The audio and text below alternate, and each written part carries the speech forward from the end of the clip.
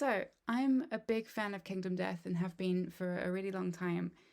Way back in 2012, I backed the first ever Kingdom Death Kickstarter, and I got super excited about um, a lot of things. I loved the artwork, I loved the Monster Hunter inspiration, I loved the ability to make kind of what you see is what you get armor sets with the gear that you collected from fights, and the whole thing just really captured my imagination. And now it's 10 years later, and the Kingdom Death Simulator is out for folks that bought the fancy version of the Kingdom Death Simulator key. I forget the name right now, but I'll edit it into the video. I'm really excited about this, and I think it's a huge moment in the life of Kingdom Death. And I haven't hit this big play button just yet, and I wanted to just start recording and take you with me as I figure out what this thing's going to be like, and yeah, experience it for the first time, because this is really cool. So let's hit play and see what happens. Game is running.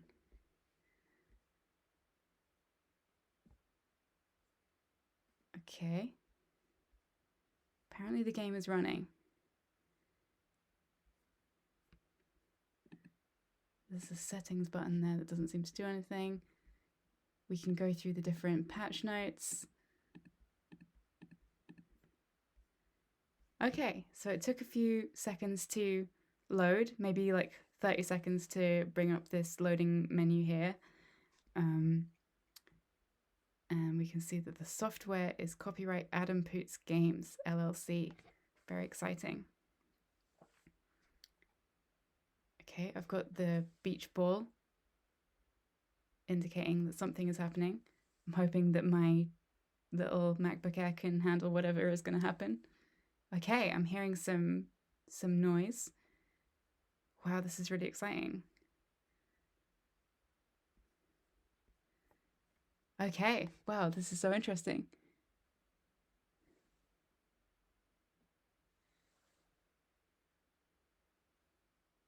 Okay, so we can see a few things going on here. It's quite scary. It's got a very spooky atmosphere. And on here I can see it says, I can move diagonally adjacent in real life. I have no idea what that could mean. We've got an A plus A equals heart down here, which I guess is Adam and Anna Poots, which is pretty cute. The frame rate is a little choppy, but seems to be working. And I'm just going to quit out here now to see whether this will save or will capture properly. I'm just recording this on my MacBook, and I have no idea how to record video, so this could easily not be working. I do notice that there's a very slight bit of kind of camera movement as I move my cursor around, which feels very kind of fancy. Okay, so let's exit out and see if this is working. I do sort of wonder whether this is running less well because I'm screen recording at the same time. I guess that seems pretty reasonable. Another thing I want to mention is that there is some really nice atmospheric noise on this screen. This train is rattling along, and you can hear rain on the window here. And although I don't think my microphone will be picking that up, that's a really nice effect. This feels generally more polished than I expected. So let's see if we can adjust some settings here. So we've got ultra quality. I'm going to take that down to high quality and see what happens. And it's set to a very high resolution, but let's see if my laptop can handle that. We've got some camera settings that I won't change right now. Some input settings. That's quite interesting. That to me suggests that this is going to be a fairly well used product. And I guess Poots has suggested in previous updates to the Kickstarter for Kingdom Death 1.5 that they've been using this for playtesting over the pandemic. So I'm excited that might mean that it's had quite a lot of attention to detail put into making it a quick and easy experience to play. I think it would be super cool if it's a nice thing to use. Okay, so That's the settings. Now let's see. My game room. Player name, Old Joe. Okay, there's a refresh button here that you can use to get different names. And these are all Kingdom Death related names. So the king is a monster. One of the first big monsters, I feel like, that was ever made for Kingdom Death. I want to say even before the first Kickstarter, we knew about the king. Death King, I'm not sure if that's something. Old Joe, that's like a bonus survivor that came with Kingdom Death 1.5, I want to say. Lucy is one of the starting survivors. Paul, I remember that being one of the miniatures from the Kingdom Death 1 1.0 Kickstarter. Aya, obviously, another starting survivor. Is that right? I think that's right. Or maybe it's like a survivor from one of the early resin releases. Anyway, I'm gonna put in a warm, awful feeling because that's my name that I like to use. And I guess this will show us whether commas are allowed. Okay, they're not allowed. That's a bad start. Let's see. I guess we'll just go with a warm, awful feeling. So clicking out, okay, and then enter room. Invalid entry. Oh no, what have I done? Let's just say awful. Okay, crossing overwhelming darkness. I love this animation here. That's really nice.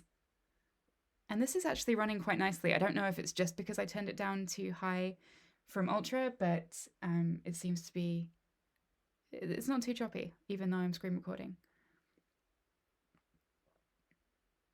I'm quite curious how much of this process of setting up a game is going to involve communicating with a server somewhere, because I don't know, to me that seems like, for a company that isn't used to making video games or, you know, software that talks to each other through a server, it seems like that could cause problems with load if they're not super experienced at troubleshooting that kind of thing, or if they don't have a super great idea of how much stress those servers will be under. I guess we can only wait and see. I'm a little nervous that this seems to be taking quite a while, but I guess we'll see what happens. Maybe it's just loading assets locally. Who can say?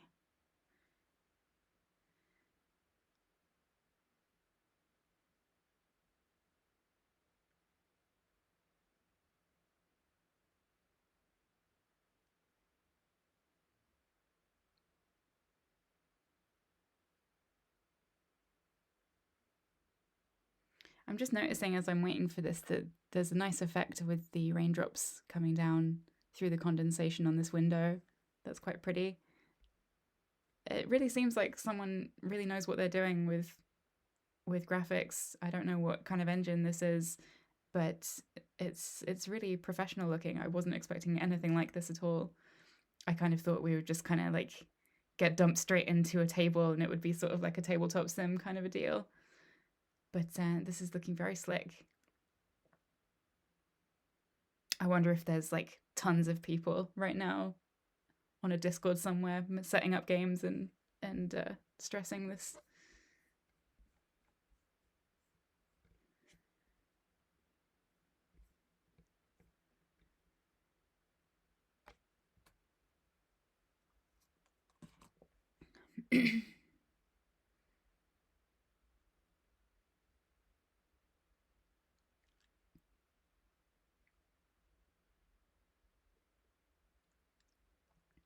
Okay, I've been waiting for maybe 2 minutes now, and I'm a little worried that nothing's happening, so I'm going to press some buttons and hope for the best. So I'm hitting escape. That's not doing anything. Hitting enter. That's not doing anything either.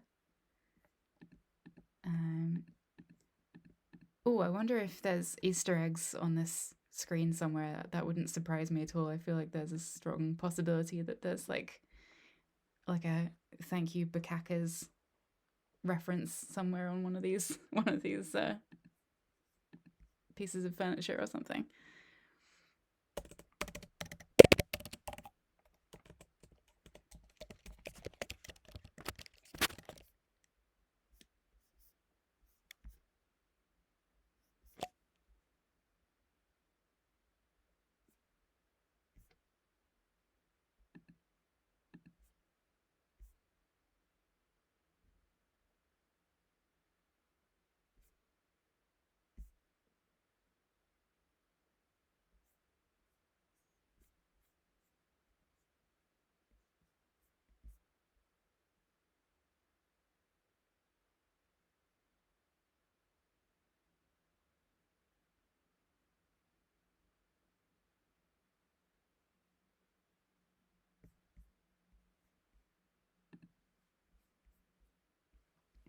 Okay, let's try again because it got a bit stuck on the crossing overwhelming darkness loading screen. I did notice just now that in the settings menu here that you can access some of the same settings as in the game, and it's maintained the settings that I chose, even though I force quit out, which I don't know. I feel like some games are not very good at actually having consistent settings showing between the launcher and the game itself. So I'm impressed. Anyway, let's hit play again and see whether we have some more luck this time.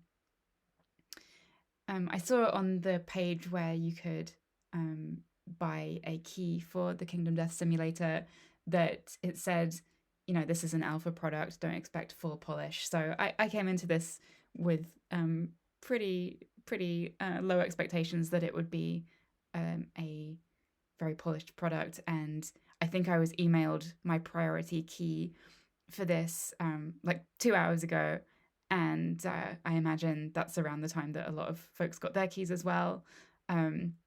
It's very expensive. I think it's totally reasonable for people not to back at the very high cost early access price point for this. So anyway, hopefully me showing this is useful so people can make their own judgments about whether it's worth it. And yeah, I'll try and get this up before the tickets or the keys stop being on sale. I think that would be really nice for people to be able to make a judgment about that. But again, if this doesn't work super well, I think it's hardly surprising this has only been available for like a few hours for people to join. So I'm going to try and enter again. Oh, so there's a train whistle sound, a spooky one, not like a cute whimsical one. And it worked straight away this time, which is great. So you should answer the door when you hear the doorbell. That is terrifying. What if it's like the butcher or something?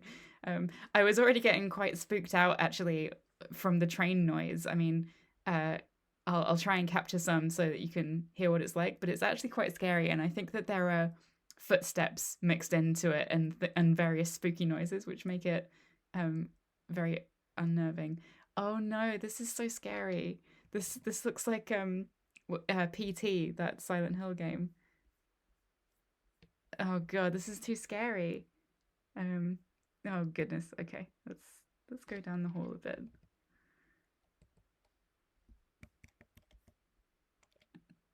I'm so scared that there's going to be some kind of jump scare here, and you can't hear the audio, so there isn't any right now. There's no footsteps as far as I can tell, and there's like a door rattling sound, and wow, that's like a Resident Evil door opening animation, isn't it? But yes, there's no like music or anything playing. There might be some very quiet atmospheric noise, but actually I don't think I can hear any. And here we are. Oh, this is so Resident Evil 1 feeling. I had no idea that I was gonna be having such a spooky experience playing this. Okay, so this is it. This is our first time seeing the board. This is a site that I've seen so many times in real life, and maybe once or twice on Tabletop Simulator. I personally love Tabletop Simulator for other games, but for Kingdom Death, I've never really clicked with it. I think I was spoiled by playing so much in person with my gaming group. So yeah, for me, this is very exciting. And I just love the obvious attention to detail, the fact that, you know, we're in a simulated environment that is both kind of real feeling, but also very spooky. I'm going to assume that nothing's going to jump out and scare me because I guess, you know, we are here to play Kingdom Death. So I've clicked on a chair and now I can see the board. And oh, okay, so my view has become kind of floating now. I zoomed out there to see if I could see myself, but you can't. I think that's probably a good thing. It would be a bit uncanny if you could. And yeah, I'm panning around, and okay, so I can use both mouse buttons together. I guess that would be right click. I'm using a trackpad right now to pan the camera around, and here we are. So we've got various components, and I noticed my mouse cursor. I'm not sure if you can see that, but my mouse cursor has my username awful. And yeah, we can zoom in and let's take a look at some things. So let's have a look at the white line, since that's something I've looked at many times. I kind of love that you can see the seams from where it's been put together. That's very interesting. I wonder if in the supposedly upcoming hobbying portion of this piece of software that we've seen talked about on the website for this, whether you can, I don't know, like hobby putty the seams. Maybe that will be part of it.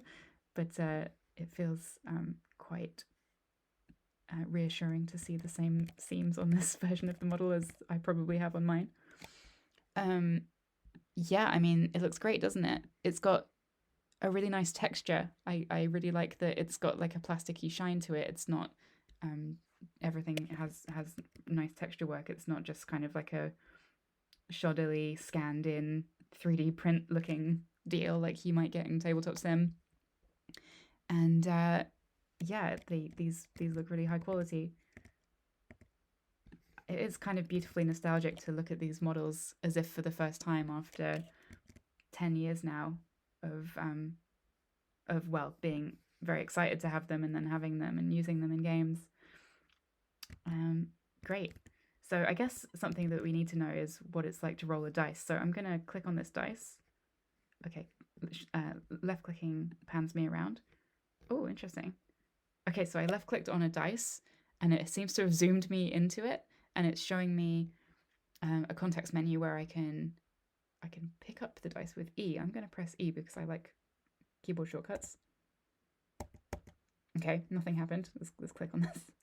Okay. So now it's floating around, and if I click, I guess I can roll it. Oh, that's funny. There's a sort of comedy popping sound, kind of like that kind of a sound when you roll the dice. It's a little unexpected after being used to Tabletop Sim. But apart from that, I don't think you're missing much by not being able to hear the sound here, because there's seems to be very little audio. Again, I'm not sure if there's like a low rumbling atmospheric kind of sound, but if there is, it's very quiet, and I've turned the sound down because I'm scared of getting jump scared by the doorbell. Okay, so I think it's quite funny that when you click on a dice, it kind of crash zooms into it like this, and it does actually play a kind of booming sort of atmospheric noise. And let's see. Oh, how interesting. You can, I guess this is the same as rotating a piece. If you click the rotate button, you can choose which way you want something to face. Oh, that's actually really nice. If you click on a survivor or just a piece in general, I love that it kind of comes into this angle where you can, I don't know, appreciate it with this nice background. So I'm curious about the knockdown button. Very nice. Oh, interesting. It didn't go back to where it was.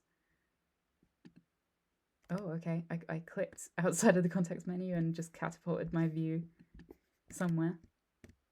Oh, where am I? Oh, how interesting. So I don't know what I did there, but I'm now kind of panning the camera around, and neither of my mouse buttons seem to work. Oh, there's an X button here. Okay. Oh, I see. I think I was in the shelf view, which I surmise exists based on these send to shelf buttons that I've been seeing in the context menus. As I was flailing around there was also a moment where I was looking at this chat box in the bottom left, and it looks like it has a dice log, kind of like Blood Bowl, which feels quite comfy because I really like Blood Bowl, the video game version and the tabletop game. Okay, very nice. So this guy has been moved. He's kind of not where he was when I knocked him down. And I just tested out the K button to knock him over again. I'm gonna try and pick him up by pressing E. Very nice. Okay, so then it snaps to a grid, and you can choose which way you want to face him. That's nice. I don't actually remember off the top of my head whether there are facing mechanics. I kind of think there aren't. But I don't know if this is just for aesthetic purposes to make things face the way that they look like they should in a fight or something. I don't know if you saw there, but this tile to the lower left of him on the screen now was highlighted there, which to me suggests that you can see which spaces you moved through, which is really nice because obviously with something like this, it can be difficult to keep track of where you've moved. Oh, this is great. So I pressed E to pick him up again, and now I can kind of trace a path where he's moving. And then once I've rotated, does it eventually fade out? I didn't see how it went away before, but oh yeah, okay, so it fades away after a time. That's really nice. Okay, cool. So we know that we can pick things up with E and we can toss them, and they make a funny noise that I'll edit in when you drop them. I'll make some B-roll of that. And we've got our 10-sided die in white and the dice in black. Very nice. You can press escape to get out of that by the looks of it. Okay, very interesting. So another thing I'd like to look at briefly before I go to bed, because it's very late, and I'll pick up on this later on in a couple of days. Another thing I wanted to look at is the rulebook, although I'm now very intrigued by the big box as well, because I kind of wonder how much of a feature of this organising the box will be, since it's such a feature of playing in real life. Yeah, I kind of wanted to see how the rulebook works, so I'm clicking on it. It looks like it has its own kind of special context-sensitive stuff going on, because it has different context menu options here, and it looks like you can go to certain bookmarks. I can't see the right hand side of this menu, so I don't know if I'm missing a piece of UI here, but it looks like some commonly useful sections of the rulebook you can go straight to, which is really nice. Severe injuries is always a classic.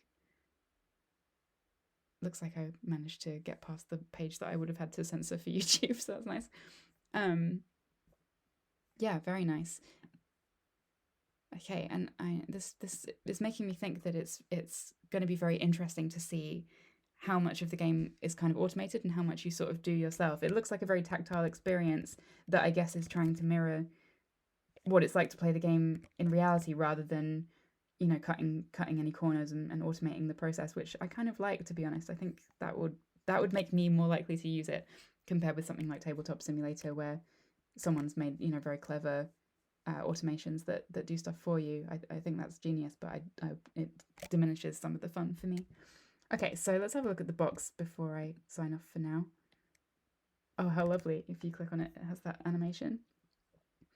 And if you click again, you can look at all different pieces, and hovering over things makes them kind of pop up if they're part of the different decks, and clicking on them picks them up. Oh, interesting. I clicked again and now I don't know where that went. Okay, I don't know what happened there, but I guess it went back in the box. That was the event cards, wasn't it? Okay, I hope they didn't just disappear. Let's try something else. So this is the monster controller card, and then I was putting it over here. Okay, that went back to where it was before. This is the priority target token. That does too. What happens if I put it out here? Oh, I can, if I move my mouse outside of the box, it zooms me out. Okay, well, I guess we have to take everything out, don't we? As soon as you come outside of the bounds of the box, it kind of realizes that you want to move things out. Here's the kind of summary of the turn structure for different phases, and here is all the buildings. Oh, how interesting. So it's got a special animation for looking at buildings, and looks like you can search. So let's look for the organ grinder. Very nice.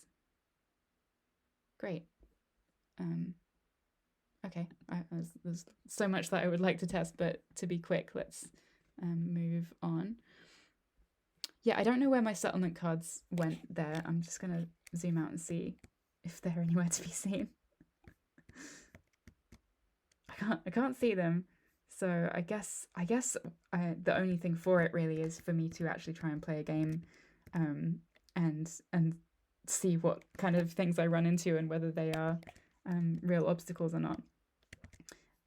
Anyway, for the moment, I'm satisfied that this is going to be really interesting.